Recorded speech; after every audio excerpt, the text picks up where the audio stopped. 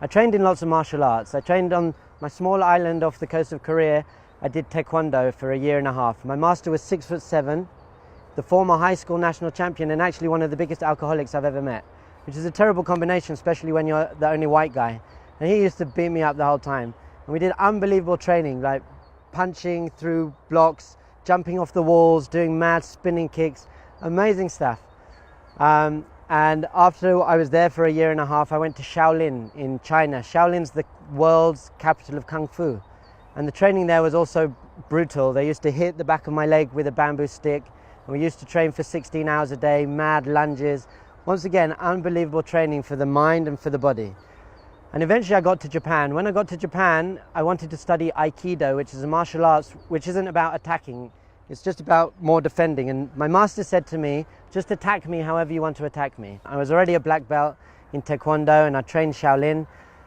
And he said, just attack me. And so I attacked him and I couldn't touch this man. I couldn't get anywhere near him. He was blocking. Everything I tried to do was blocking me, throwing me on the floor. So what he started doing was all the little details of how I was standing, for example, my posture, how my legs were, how I was breathing, how I was looking, even to some extent how I was thinking.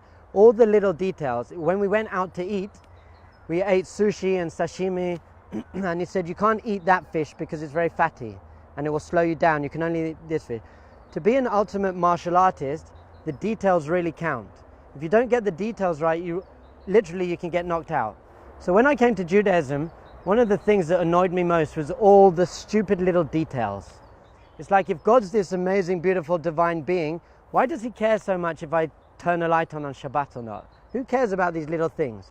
You have to put your right shoe on first and then your left shoe. I'm like, God, get over it, dude. Haven't you got anything better to do with your life than get me to do these stupid things?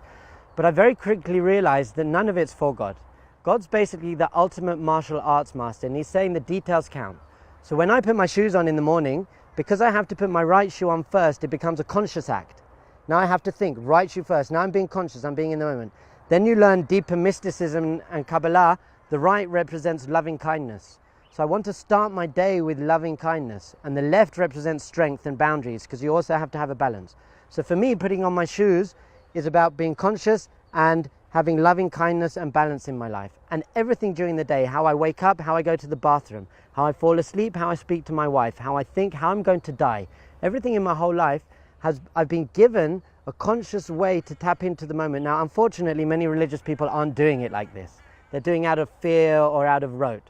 But the system is set up how? So that every single moment of your day can be conscious and have intention. Why? So that you can get the most out of life and live the most deep and meaningful and fulfilling and sweet, beautiful life that you possibly can. Thank you so much.